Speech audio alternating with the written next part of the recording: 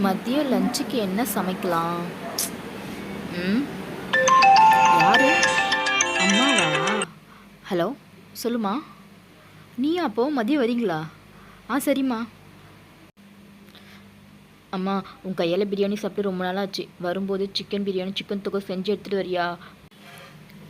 மதியம் lunch ready பண்ணியாச்சு. Hello. சொல்லுங்க அத்தை. நீங்களும் மாமாவும் வரீங்களா? சரி அத்தை, வாங்க. நண்டு ரசமா? வச்சிரு அத்தை. நண்டு வருவலா? செஞ்சிரு அத்தை. நீங்கள் வர எவ்வளோ நேரம் ஆகும்? 1 ஹவரில் வந்துடுவீங்களா? சரி அத்தை. செஞ்சிரு அத்தை.